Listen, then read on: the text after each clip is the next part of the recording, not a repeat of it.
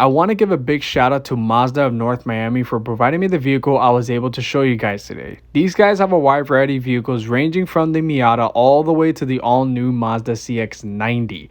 They also have some nice deals going on right now with the majority of their cars in inventory, so if you're looking for a nice, affordable luxury car, I would highly recommend you guys check out Mazda of North Miami.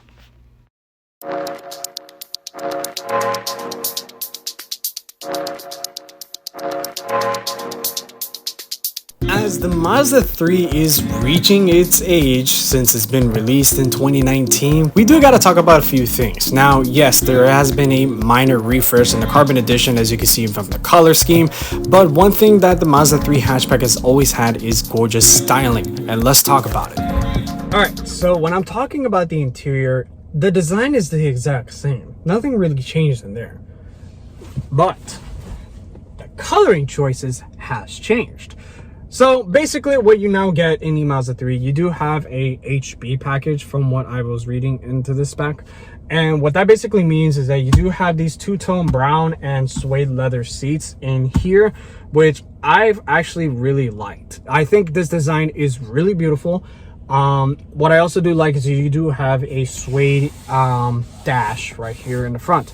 It's a suede padding where if you get like a Premium Plus Mazda 3, this whole piece right here would be like red leather, black leather and stuff. This one instead has suede with brown stitching inside the middle.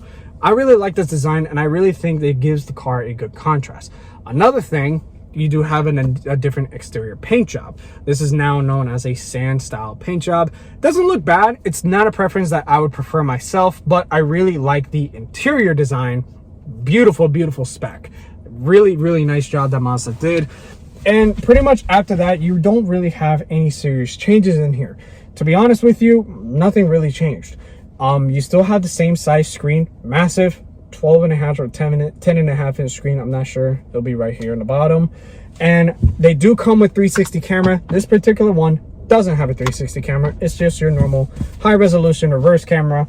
You do have half analog, half digital gauges right here up in the front. I love this design. I think it looks great. You also do have a nice sunroof, black headliner, which is not suede, so just keep in mind of that. And then your door design here, exact same thing, but you do have now this suede little padding. This interior just doesn't feel as cheap as what it used to be. Is it going to be as nice as, per se, when you're sitting in a Audi, a BMW, or maybe a Mercedes, or hell, let's compare it to a Lexus at that point, since that's Japanese? No, it's not going to be as nice as those things, but that's not exactly what Mazda wanted to like pinpoint on. Yes, they want to be more of a luxurious oriented company, but they're not going as far as to having the quality of that. Of course, they're on a budget, but they really want to start competing with companies like them. And the Mazda 3 is a phenomenal execution of that. In fact, that's why they had to sacrifice in terms of suspension, and that's why it has a rear torsion beam suspension in the back rather than their known independent rear suspension. I do miss that setup a lot, but this Mazda 3 doesn't handle as bad. So in terms of that, we're going to jump in the back seat, as I do like to talk about that. And since we don't have a hatchback in our channel, I'm going to talk about the space. Okay, so I really am not in the mood to sit in here, but I'm just gonna do it just because of the video. The reason being is, I'll explain in a second. It's really tight. This car is made for people smaller than 6 feet, particularly in the back seat. This is the space that I have, and this is also my seating position. Mind you, people can argue that I could move the seat a little bit up and I can have more legroom in the back, but I don't like to sit like that. I like to sit a little bit back, a little far away from the steering wheel, since I do have long arms at the same time, and my legs are long as well. So I like to lean back a little bit, and I like to sit a little definitely far back so that it feels like I have some type of good space in here. In terms of the seating position in the front, it is phenomenal. I love the seating position in the front. Great job that Mazda did in that aspect. However, that is a big sacrifice that they had to do with the back seat. In terms of my back seat space in here, I don't have room. In fact, if I wear a hat here, it's going to invade the headroom that I have in here. Granted, I can lean back a little bit, but I can't really lean back far much at all. In fact, I'm very uncomfortable back here. I don't want to bash in this car a little bit too much. Can I fit here? Yes. On a trip to Miami or something like that, that's about a 40-minute drive. I can deal with it. Yes. Could I deal with it in a trip to Orlando? I can, but I wouldn't want to. That's the thing. And yes, limited headroom is definitely an aspect in this car. My knee is basically between the door and the seat, and I can't really adjust it as much. I could sit in the middle, but then I reduce my headspace. So actually here, surprisingly, it's more comfortable. But yes, so the back seat space, it's not particularly what I would recommend for someone taller than me, honestly. But if you really do need to fit people, you are capable of doing that. And you also do have a center armrest that I'm going to demonstrate. It's here. You do have two cup holders, and my leg does hit against the armrest pretty nicely well. So that's another thing. So your space gets reduced when you try to accommodate some more things in here. Is this bigger than a Civic or a Corolla? Absolutely not. The Corolla and the Civic's backseat room is ginormously bigger than this car. However, they don't have the same driving dynamics. Well, the Civic's definitely the closest one when it comes to fun and it comes to handling. Of course, you do have a Civic Si. You do have the GR Corolla, and Mazda doesn't have a performance variant yet of the Mazda 3. But the advantage that this car has compared to both of those vehicles, this has a bigger turbocharged 4-cylinder engine than the Civic. It produces a significant amount of horsepower than the Civic and the Corolla, and this thing comes with all-wheel drive. The only car that really has any close advantage of this Mazda 3 in terms of having all-wheel drive is the Subaru Impreza. So that's something that you have to just kind of keep in mind of when you're looking around for a car like this. This car has a couple more options that some of the auto manufacturers don't come with. So just keep in mind of that. One thing is for certain, the Mazda 3 is pretty much, at least in my personal opinion, one of the best looking compact vehicles you can buy up to date. Now, there is an appearance package. Of course, I have a Premium Plus here as an example to show this, and a normal Carbon Edition. So as you get into Premium Plus, you do have this spoiler that's part of the appearance package, as well as a little splitter right in the very front. It does show a little bit more of an aggressive style to the Mazda 3, and if that's something you want, you have that as an option. Under the hood, you're going to find a 2.5-liter turbocharged 4-cylinder. Produces 250 horsepower, 320 pound-feet of torque with premium fuel. But if you don't need that power, you can always go to the naturally aspirated form.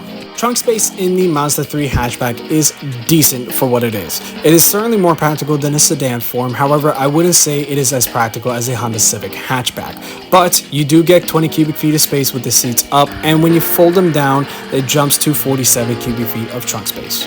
So now driving the Mazda 3 Turbo. I've driven one of these things before. I've driven them multiple times actually, and I'm never disappointed driving these things. I love the Mazda 3. Yes, it is a little small in my opinion, a little bit too small in the back seat area, but in the front seat, pretty much that's where you're going to mostly be at all the time. It is perfect for what you really need it for. I have a great driver position right up front. I sit nice and low. I can sit pretty high up if I really want to, and I can see out pretty well. The blind spots are not terrible, but it's a little bad in the back. It's pretty bad, honestly. But what this car does have, it does have blind spot monitoring. It doesn't have any cameras built in the mirrors or anything like that, so it doesn't have cameras like, let's per se, like Kia does with their vehicles nowadays. But it does have blind spot monitoring, so in case you are struggling to kind of see around your D-pillar area, you are able to actually use your blind spots to get a little bit of extra security. After that, the car is pretty smooth. It is more in like the stiffer area. I would say the Corolla, since I've driven them before, they are a little bit more smoother in the area of drivability, but in terms of handling, this thing handles great. It does have electric power steering. It does have lane keep assist as well, so if I were to go over a lane, it would vibrate the steering wheel for me. And in terms of acceleration, this thing has some great acceleration. Remember, 250 horsepower and 220 pound-feet of torque, I believe, if I'm not mistaken. It does, actually, no, I'm sorry. It has 310 pound-feet of torque. I'm sorry. This thing is a torque monster. So that's another thing to keep in mind of. This thing has a lot of torque, and given the fact that this has all-wheel drive, Mazda's all-wheel drive systems, I have yet played with one of them in like the dirt or in the snow area, but it's really, really, really good. So that's something to just kind of keep in mind of. So in terms of handling, we're going to go into this corner here, and we're going to do a small little acceleration. It takes corners very well, and acceleration,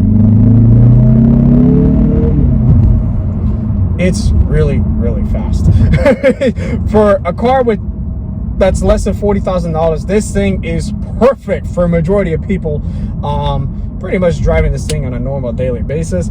It's really, really, really good. So that's something that I have to say about this Mazda 3. It is a little bit of a short drive since I already have a Mazda 3 in my video already. So if you really want to see a thorough interior depth, a more driving depth video, you can check out the Mazda 3 sedan. It's the same exact spec as this one, pretty much in the powertrain area. It's turbo, it's all-wheel drive, it's just a sedan, and it's also I believe it's a Turbo Premium Plus.